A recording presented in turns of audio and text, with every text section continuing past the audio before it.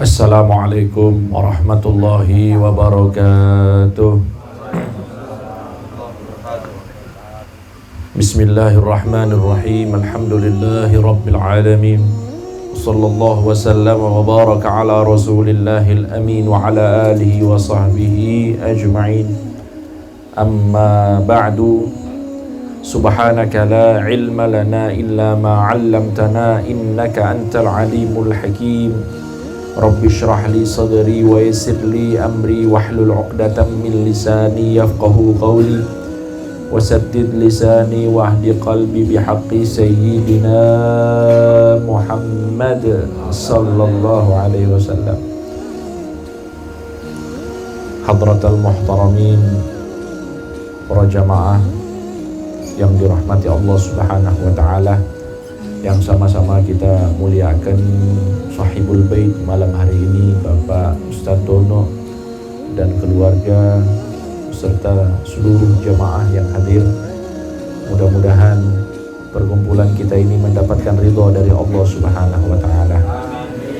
Para hadirin, bapak-bapak, ibu-ibu, malam hari ini insyaallah kita akan mengkaji salah satu sosok ulama yang beliau ini merupakan ulama yang dahulunya memiliki masa lalu mungkin kalau dalam bahasa kita kurang baik.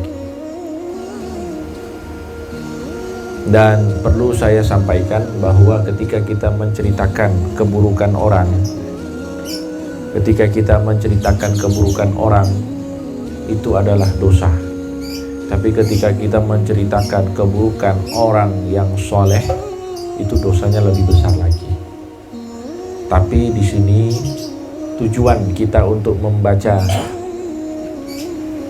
kisah ini sebagai pelajaran, dan beliau pun menyampaikan hal ini ketika beliau ditanya tentang apa yang menjadi penyebab beliau ini bertobat kepada Allah Subhanahu wa taala, supaya siapapun dari kita yang mungkin memiliki kondisi yang sama atau mungkin masih terjerumus di dalam perbuatan-perbuatan yang tidak diridhoi Allah, itu segera bangkit dan bisa mengikuti jejak langkah beliau-beliau.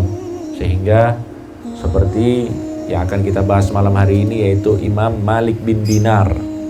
Imam Malik bin Dinar ini beliau mengisahkan bahwa beliau dulu itu adalah seorang polisi. Jadi seorang polisi, seorang aparat, akan tetapi dia memiliki kebiasaan buruk. Dia itu gemar minum minuman keras. Dia muslim, dia lahir dalam keadaan muslim, kemudian dia itu kadang-kadang sholat, tapi dia itu hobi minum, hobi miras. Dia menceritakan bahwa dalam kehidupannya itu dia mendapatkan seorang wanita, kemudian dia menikah dengan wanita itu, dan dia mendapatkan seorang putri dari pernikahannya itu. Tapi tidak lama kemudian putrinya ini meninggal dunia. Ini kisah taubatnya. Dan karena kesedihannya yang sangat mendalam, dia itu tepat pada nisfu Sya'ban, pada tanggal 15 Sya'ban, malam Jumat, dia itu bermimpi. Dia menjelaskan begini, bittu thamlan minal khamr, aku itu tertidur malam nisfu Sya'ban itu karena mabuk berat, walam usallil isya, dan aku belum sholat isya. Dia menceritakan bahwa apa? Dalam mimpi itu aku bermimpi bahwa hari kiamat sudah terjadi dan semua manusia dikumpulkan oleh Allah Subhanahu wa taala. Tiba-tiba dari arah belakang saya itu muncul seperti, kalau bahasa kita ini seperti naga yang mengejar dirinya, dan dia lari. Ketika dia lari, dia berjumpa dengan seorang yang sudah tua, yang sudah rentah, dan katanya saya dikejar oleh naga, tolong selamatkan saya. Maka si kakek tua ini mengatakan, naga itu sangat kuat, saya tidak mampu untuk bisa melawan naga itu, saya tidak mampu untuk menyelamatkan kamu, tapi pergilah kamu ke arah gunung sana. Jadi ini di dalam mimpi dia ceritakan, pergilah kamu ke arah gunung sana, karena di sana ada harta-hartanya orang-orang yang Islam atau kaum muslimin. Mungkin saja kamu memiliki sesuatu di sana. Maka Malik bin Dinar pergi ke arah gunung. Tiba-tiba dia berjumpa dengan anaknya. Faida ana bibinti. Tiba-tiba aku berjumpa dengan anakku. Dan anak itu langsung datang menghampiri Malik bin Dinar, dan dia mengulurkan tangannya kepadaku, dan dia pun yang mengusir mengusir naga tersebut. Anaknya berkata, qalat ya abati, wahai ayahku, alam ya'ninil ladzina amanu an takhsha'a qulubuhum li dzikrillah. Anaknya ini membaca Al-Qur'an. Firman Allah Subhanahu wa taala, alam ya'ninil ladzina amanu. Apakah belum datang waktunya untuk orang-orang yang beriman, an takhsha'a qulubuhum li dzikrillah, waktu untuk hati-hati mereka itu khusyuk di dalam berzikir kepada Allah Subhanahu wa taala. Kalau bahasa kita mungkin anaknya ini memperingatkan ayahnya, ayo Pak, sudah cukup jenengan niki dalam kemaksiatan, ayo bangkit, ayo tobat kepada Allah Subhanahu wa taala. Sudah cukup. Sekarang sudah tiba waktunya. Untuk apa? Untuk khusyuk berzikir, khusyuk dalam ibadah kepada Allah Subhanahu wa taala. Malik bin Dinar berkata, "Fabakaitu," dan aku pun langsung menangis. "Wa qultu ya binti ata'rifuna al-Qur'an." Dalam mimpinya, ini ayahnya kaget. "Wahai anakku, kamu tahu Quran ya?" Padahal ini meninggalnya kecil. Qalat nahnu a'rafu bihi minkum. Aku lebih paham Quran daripada kamu, wahai ayah. Wattinin amalukasu. Tahu enggak? Naga yang ngejar-ngejar jenengan itu adalah perbuatan dosamu. Faqawaitahu. Dan kamu membuat amal dosamu itu menjadi kuat, sehingga apa? Dia diwujudkan oleh Allah dalam bentuk naga. Wasyekhu amaluka soleh. Dan orang tua itu amal solehmu. Amal solehmu lemah, makanya kamu itu apa? Dikejar-kejar sama naga. Naga itu amal burukmu, amal dosamu, perbuatan dosamu. Falamma asbahtu faraqtu ma kuntu alaihi wa tubtu wa hadi sababu taubati. Jadi ketika saya bangun, saya langsung meninggalkan kebiasaan-kebiasaan buruk saya dan langsung bertobat kepada Allah Subhanahu wa taala. Jadi Malik bin Dinar ini, ya beliau sebagaimana yang beliau ceritakan itu dulunya gemar miras. Minum miras, sehingga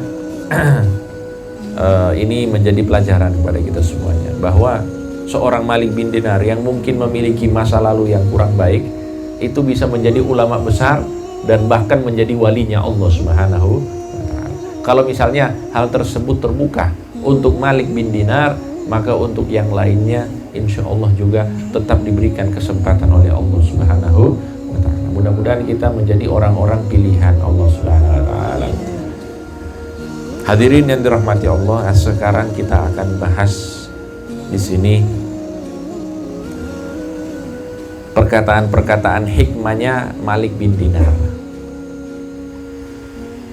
Ini ketika beliau sudah taubat, sudah menjadi ulama, menjadi wali Allah Subhanahu wa taala. Beliau mengatakan apa? Ma tana'ama al-mutana'imuna bimithli dzikrillah. Tidak ada hal yang bisa dinikmati oleh orang-orang seperti berzikir kepada Allah Subhanahu wa taala. makanan itu nikmat, punya pasangan hidup itu nikmat, punya rumah yang enak itu nikmat, punya kendaraan yang bagus itu nikmat. Tapi kesemua kenikmatan ini akan kalah semasa hidup kita di dunia ketika kita sudah merasakan nikmatnya zikrullah. Itu maksudnya. Jadi kalau orang itu sudah mendapatkan nikmat zikrullah, semua nikmat-nikmat ini tidak ada artinya. Bahkan nanti ketika dia tidak diberikan kesempatan, tidak diberikan taufik oleh Allah untuk bisa khusyuk di dalam zikrullah, maka kehidupannya ini hambar meskipun dia punya semuanya. Oleh karena itu beliau mengatakan apa? Ma tana'ama al-mutana'imuna bimithli zikrillah. Wa qala qara'tu fit Taurat. Saya sudah membaca kitab Taurat. Kitab Taurat ini diturunkan kepada siapa? Para hadirin. Nabi Musa alaihissalam. Ayyuhas siddiqun, wahai orang-orang yang dekat dengan Allah Subhanahu wa taala, tana'amu bi dzikrillahi fid dunya. Nikmatilah zikir kepada Allah Subhanahu wa taala di dunia. Fa innahu lakum fid dunya na'im. Karena berzikir kepada Allah di dunia itu adalah kenikmatan, wa fil akhirati jaza, dan di akhirat itu akan diberikan balasan yang besar di sisi Allah Subhanahu wa taala. Bayangkan para hadirin, kita zikir di dunia nikmat, di akhirat Allah kasih balasan. Amin Allahumma. Dan kita semuanya kan maunya seperti itu. Satu pekerjaan manfaatnya 2 atau 3. Zikrullah ini satu pekerjaan manfaatnya banyak sekali. Ya apa ya? Kita mau kerja bukan cuma dapat uang tapi sehat. Ada tambahan teman dan lain sebagainya. Nah, ini di sini dijelaskan apa? Bahwa manfaat dari zikir kepada Allah di dunia nikmat, di akhirat dapat balasan. Ya, moga kula lan panjenengan sedaya istiqomah. Ya. Para hadirin yang dirahmati Allah. Kemudian dikatakan di sini beliau menyampaikan, tapi ini tingkatannya sudah tingkatan dewa kalau bahasa kita ini. Ini kita dengar aja ini. Katanya para wali-walinya Allah itu tingkatan mereka begini. La yablughu rajulu manazil siddiqin. Seseorang itu tidak akan sampai ke maqam siddiqin. Saya perlu jelaskan di sini para hadirin bahwa para wali-walinya Allah itu ada tingkatan-tingkatannya. Tingkatan tertinggi para walinya Allah namanya siddiqin. Siddiqin itu tingkatan di bawah para nabi langsung. Karena tidak ada seorang wali yang bisa sampai ke makomnya para nabi, tidak ada. Yang bisa itu di bawahnya para nabi. Di bawahnya para nabi namanya makom siddiqin. Beliau menyampaikan tidak ada seseorang yang bisa mencapai makom tertinggi para walinya Allah hatta yatruka zaujatahu ka'annaha armalah, sampai dia meninggalkan istrinya itu seperti janda. Allahumma sholli ala Muhammad. Ini kita supaya ada ilmunya mawon nggih. Kalau belum siap jangan diamalkan. Ini bahaya, nanti pengajian bikin rusak rumah tangga akhirnya.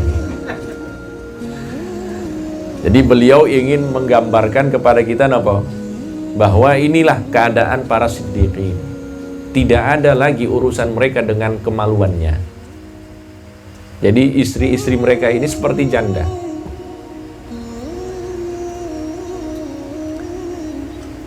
Hatta yatruka zaujatahu ka'annaha armala wa ya'wi ila manazilil kilab. Dan mereka itu tinggal, mohon maaf, di rumah-rumahnya anjing. Artinya rumah-rumah hewan. Mereka sudah tidak punya urusan dengan dunia ini. Itu para siddiqin. Makanya para hadirin yang dirahmati Allah, kita pokoknya jangan tertipu dengan siapapun yang mengaku walinya Allah. Karena salah satu ciri walinya Allah, apalagi dia sudah menjadi wali yang kamil, itu biasanya tidak senang dengan apa? Dunia. Halo? Tidak senang dengan apa? Dunia. Kalau misalnya ada orang ngaku jadi walinya Allah, belum apa-apa, kita baru kenalan dan lain sebagainya, sudah menyodorkan nomor rekening, nah ini perlu dipertanyakan. Ngaten nggih? Ini hati-hati. Allahumma sholli ala Muhammad. Karena jelas sifat-sifatnya para wali-walinya Allah Subhanahu wa ta'ala. Tapi ada juga sebagian walinya Allah, mereka itu mereka itu kelihatan mewah-mewahan, tapi bukan untuk mereka nikmati, tapi untuk menjaga karisma dari ilmu. Ada juga yang seperti itu. Jadi mereka itu pakai baju yang bagus, mereka menggunakan kendaraan yang bagus, tempat tinggalnya bagus, tapi bukan untuk dinikmati, agar orang-orang itu hormat kepada ilmu-ilmu mereka. Ada yang seperti itu. Karena kan manusia itu, ketika dia itu ingin menilai seseorang, yang menjadi penilaian pertamanya itu adalah penampilan. Para hadirin yang dirahmati Allah, saya soalnya pernah ada pengalaman diundang sama orang kaya. Saya naiknya motornya Supra. Saya naiknya motor Supra. Ini mobil-mobilnya ini Fortuner, apalagi itu, Pajero dan lain sebagainya. Wah, banyak sekali mobil-mobil. Saya naik Supra. Itu mereka lihat saya itu lain. Ini ustadznya ini kok, ini nggak salah undang ustadz apa? Mungkin dalam hati mereka seperti itu. Nah, tapi saya sampaikan, saya ini kuliah. Saya kuliah S1 di Sudan, saya kuliah S2 di UII Yogyakarta. Sekarang saya lagi kuliah. Supaya apa? Supaya mereka itu tidak meremehkan ilmu. Tujuannya itu. Nah, jadi ada sebagian ulama-ulama kita mencontohkan demikian. Jadi mereka kelihatan mewah, tapi sebenarnya bukan untuk mereka nikmati, agar ilmunya yang diwariskan oleh Nabi Muhammad SAW ini dihormati. Contoh, saya itu pernah dapat kisah. Ada seorang ulama, beliau ini ulama di Mekah, banyak dari para kiai kita ini belajar dari beliau. Namanya Said Muhammad bin Alawil Maliki. Said Muhammad bin Alawil Maliki ini, beliau kalau pergi ke luar negeri berdakwah, itu beliau mensyaratkan untuk tinggal di hotel yang paling mahal. Allahumma sholli ala Muhammad. Kita misalnya nih kelihatan kok ada ulama suka hotel-hotel yang mahal.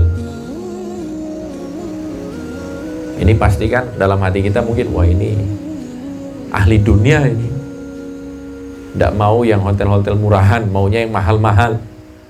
Tapi subhanallah, para muridnya, termasuk orang-orang yang mendampingi beliau di hotel-hotel itu, dikatakan bahwa beliau itu tidak pernah tidur di atas kasur, tidurnya di lantai. Tidurnya di mana? Lantai. Diambil tikar, tidur di atas tikar. Terus kenapa tidurnya di hotel? Supaya orang-orang menghormati ilmu, bukan menghormati beliau, supaya menghormati apa? Ilmu. Karena ya orang-orang itu kalau tanya, ini ustadznya pakai mobil apa ya, itu nanti diperhitungkan, Pak. Kenapa? Ini diperhitungkan apapun ini, mau diperhitungkan nilai dari ustadznya itu dan lain sebagainya. Makanya kita pokoknya ketika ya berkumpul dengan orang-orang soleh, dengan para ulama dan lain sebagainya, ya usahakan tetap kita pertama jaga hati. Tapi kalau misalnya kita ketemu dengan orang yang belum apa-apa sudah tadi menyodorkan rekening, nah niki yang harus hati-hati. Tetap jaga hati tapi hati-hati. Jaga hati tapi hati-hati. Iya. Allahumma sholli ala Muhammad. Para hadirin yang dirahmati Allah. Kemudian dikatakan bahwa beliau ini wa kana radhiyallahu anhu ta'tis sanah wa la ya'kulu fiha lahman illa yaumal adha min udhiyatihi. Beliau itu yaitu Malik bin Dinar, ketika beliau bertobat kepada Allah menjadi ulama, menjadi wali Allah Subhanahu wa taala, sepanjang tahun beliau tidak pernah makan daging. Shallu ala Nabi Muhammad. Ini agak beda tipis dengan kita nih gitu. Kalau beliau itu sedikit makan daging, kalau kita sedikit-sedikit makan daging. Nanti apa Ustaz?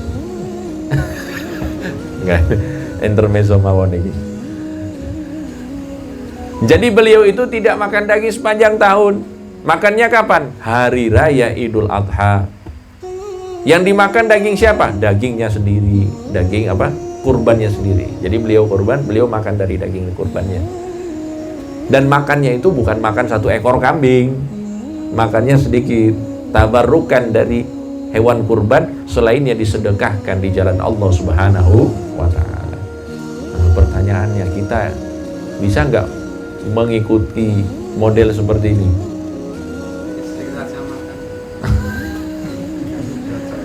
Pengajian aja sambil ngunyah ya. Apalagi bisa seperti ini. Ya, tapi seperti inilah keadaan para wali-walinya Allah Subhanahu wa ta'ala.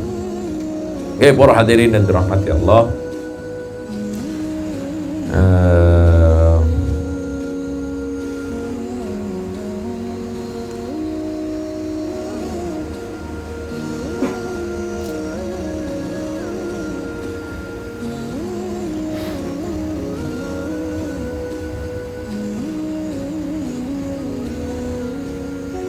Nah, beliau mengatakan salah satu nasihatnya, wa qala kullu jalisin la tastafidu minhu khairan fajtanibhu.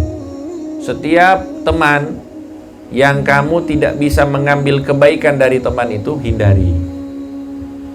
Jadi teman itu, dari salah satu sifat teman yang harus kita jadikan teman, kita bisa mendapatkan manfaat dari teman kita, baik manfaat duniawi ataupun manfaat ukhrawi. Tapi jangan selalu mencari manfaat duniawi saja. Karena kalau kita orientasinya dunia, akhirnya kita hanya mencari teman supaya dimanfaatkan. Setelah teman itu susah, kita tinggalkan. Na'udzubillahi min. Tapi dua-duanya, urusan dunianya ada, urusan akhiratnya juga ada.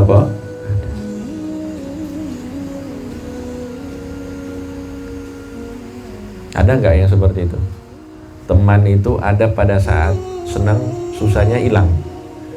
Ada nggak? Orangnya hadir. Hadir. Oh, ya Allah. Saling nunjuk bahaya nih gitu. Langsung bubar majelis. Allahumma sholli ala Muhammad. Nah, jadi para hadirin yang dirahmati Allah, ya pokoknya kita itu nimbang-nimbang lah. Ini teman kita ini, duduknya kita, bersahabatnya kita dengan dia ini mendatangkan manfaat dunia akhirat buat kita. Kita bersama dengan dia. Tapi kalau misalnya kebersamaan kita ini ternyata membawa banyak mudarat, lebih baik kita berpisah. Ada teman itu dekat, ada teman jauh. Kadang-kadang orang itu, kalau kita semakin dekat dengan dia, makin banyak masalah. Nggih. Ada ya? Ada yang seperti itu. Tapi kalau kita agak jauh, malahan akur-akur aja, tidak ada masalah. Nah, makanya kita harus pandai memilah-milih teman-teman kita.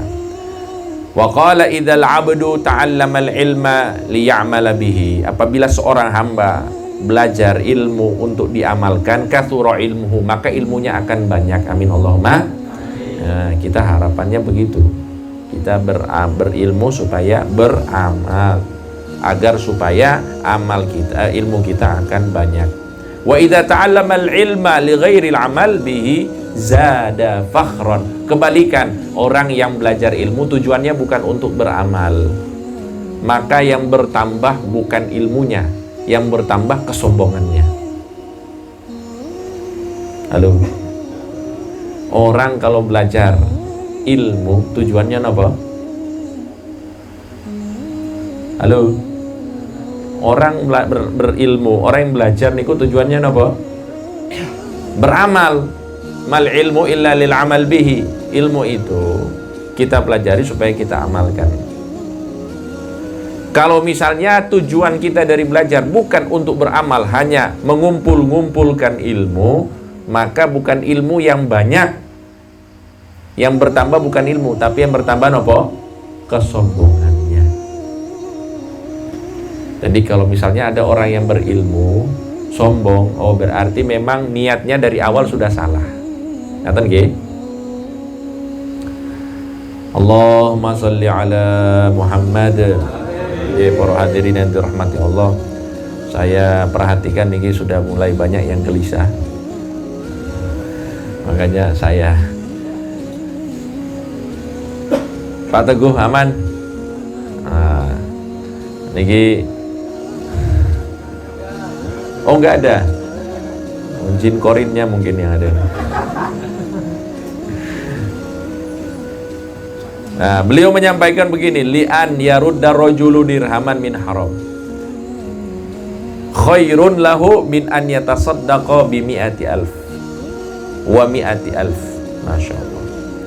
Seseorang itu lebih baik baginya untuk tidak mengambil 1 dirham, atau kalau bahasa kita, seseorang itu lebih baik dia itu menolak 1.000 rupiah yang haram ketimbang dia bersedekah dengan 1 juta. Paham gak? Kita sedekah 1 juta dan kita mengambil uang dengan cara yang haram 1.000. Ngerti nggih? Maka mohon maaf, saya ulang lagi. Kita sedekah 1 juta dengan kita tidak mengambil uang haram 1.000, maka tidak mengambil uang haram 1.000 ini lebih baik daripada sedekah 1 juta. Jelas nggih? Kenapa seperti itu? Karena sedekah itu hukumnya sunnah. Sedekah itu hukumnya apa? Sunnah. Sedangkan meninggalkan yang haram hukumnya wajib. Jadi sedikit yang kita dapatkan, tapi dengan cara yang halal, itulah yang berkah. Itulah yang dicintai oleh Allah Subhanahu wa taala. Rugi orang kalau misalnya yang dia dapatkan itu haram-haram, meskipun dia banyak sedekah, tapi tetap itu tidak bisa mendatangkan ridhonya Allah Subhanahu wa taala. Nah, itu pesan dari beliau kepada kita. Dan ini insya Allah menjadi pelajaran untuk kita semuanya, agar kita lebih hati-hati lagi dalam urusan dunia, dalam urusan dagang. Saya yakin di sini kan rata-rata pedagang, rata-rata usahawan, ya lebih berhati-hati lagi dalam urusan dunia ini. Sedikit halal itu berkah daripada banyak, tapi dengan cara yang syubhat atau naudzubillah dengan yang haram, itu akan mendatangkan murkanya Allah Subhanahu wa taala dan menghilangkan keberkahan dari harta kita. Naudzubillahi min. Mugi-mugi kula lan panjenengan sedaya dijaga oleh Allah Subhanahu wa taala dari segala keburukan dunia, keburukan akhirat, dan mudah-mudahan kita semuanya selalu mendapatkan bimbingan dari Allah Subhanahu wa taala untuk bisa selalu istiqomah di atas ajaran Rasulullah sallallahu alaihi wasallam. Diri kita, keluarga kita, orang-orang yang kita cintai dan mencintai kita, mudah-mudahan semua doa-doa yang baik yang kita sampaikan mudah-mudahan semuanya diijabah oleh Allah Subhanahu wa taala. Amin amin ya rabbal alamin. Sallallahu ala sayyidina Muhammadin wa ala alihi wa sahbihi wasallam. Walhamdulillahi rabbil alamin. Wassalamualaikum warahmatullahi wabarakatuh.